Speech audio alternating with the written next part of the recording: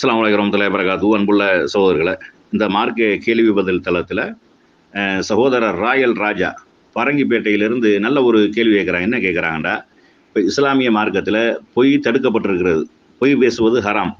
ஆனால் சில இடங்களில் பொய் பேசலாம் என்று சொல்லப்பட்டிருக்கிறது. அது எந்த இடங்களில் பொய் பேசலாம், அதை மார்க்க அடிப்படையில் சொல்லுங்கள் அப்படின்னு கேட்டிருக்கிறாங்க. பொய் என்றால் முதல்ல என்ன அப்படின்டா, சொல்லாத ஒன்றை சொன்னதாக சொல்வது, செய்யாத ஒன்றை செய்ததாக சொல்வது, இல்லாத ஒன்றை இருப்பது போல என்ன செய்வது, பேசுவது, இதுதான் பொய். இது மார்க்கத்தில் என்ன செய்யப்பட்டு, உண்மை அல்லாத விஷயங்களை பற்றி பேசுவது பொய். அது இப்படி செய்யக்கூடாது என்று மார்க்கம் சொல்லுது. ஆனால் சில இடங்களில் அந்த மாதிரி பேசுவது பொய் இல்லை, அது பொய்யில் வராது, பொய் தான், ஆனால் அது பொய்யில் வராது என்று சொல்லி நபி ஸல்லல்லாஹு அலைஹி வஸல்லம் அவங்க சொல்கிறாங்க. அதில் முஸ்லீமில் வரக்கூடிய செய்தி 5079வது ஹதீஸாக என்ன செய்யப்பட்டிருக்கு, பதிவு செய்யப்பட்டிருக்கிறது. அதில் நபி ஸல்லல்லாஹு அலைஹி வஸல்லம் அவங்க சொல்கிறாங்க, என்ன சொல்கிறாங்கன்றா, பரஸ்பரம் பிணக்கு கொண்ட இரு தரப்பாரிடம் நல்லதை புனைந்து கோரி மக்களிடையே சமாதானத்தை ஏற்படுத்துவர் பொய்யர் அல்ல, அவர் நல்லதையே சொல்கிறார், நன்மையே எடுத்துரைக்கிறார் என்று கூறுவதை நான் கேட்டேன். அதாவது ரெண்டு நண்பர்களுக்கு இடையில, சகோதரர்களுக்கு இடையில, ரெண்டு குடும்பத்துக்கு இடையில ஒரு பிரச்சனை, பிணக்கு சண்டை ஏற்பட்டுருச்சு.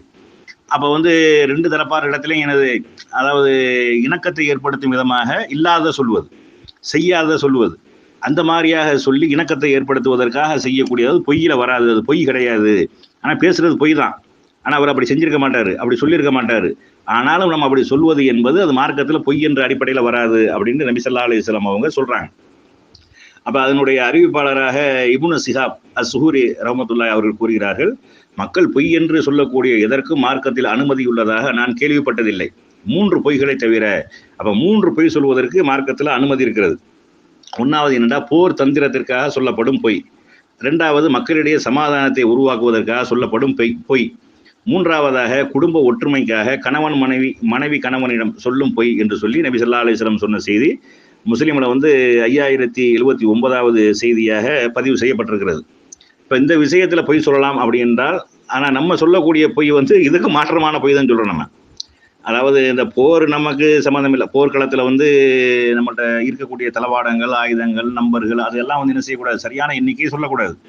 அது கூட குறைய சொல்வதற்கு மார்க்கத்தில் அனுமதி இருக்குது. போர் தந்திரத்துக்காக சொல்லப்படும் பொய்ன்னு சொல்கிறாங்க.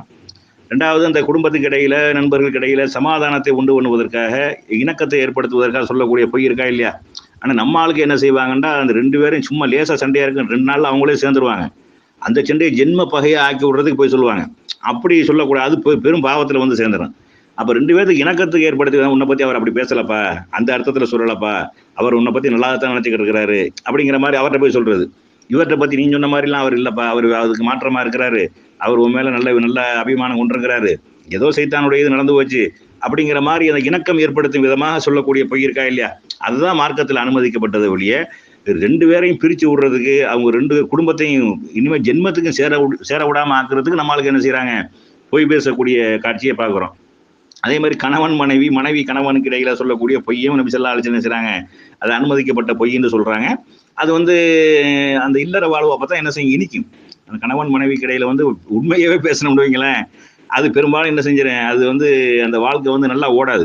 சில நேரங்களில் சாப்பாடு நல்லா இல்லாட்டால், நல்லா இருக்குன்னு சொன்னால் தான் அடுத்த வேலை சாப்பாடாக ஓரளவுக்கு திருப்தியாக வரும். நல்லா இல்லை அப்படின்னு சொன்னோம்னாங்க, ஆமாம் என்னத்தை செஞ்சு கொடுத்தாலும் நல்லா இல்லைன்னு சொல்ல போகிறாரு, என்னத்தையும் செஞ்சு போடுவோம் அப்படின்னு தான் போகுமே ஒழிய, இதுவே நல்லா இருக்குண்டாரா, இன்னும் கூடுதலாக செஞ்சு கொடுப்போம், இன்னும் நல்லா எப்படி செய்யணும் அப்படிங்கிற மாதிரி போயிடும்.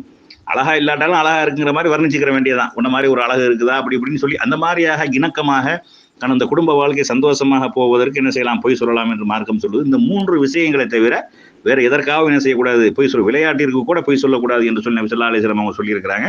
பொய் என்பது பாவம், இந்த 3 விஷயங்களை தவிர அப்படிங்கிறது என்ன செய்யணும், விளங்கி கொள்ளணும்.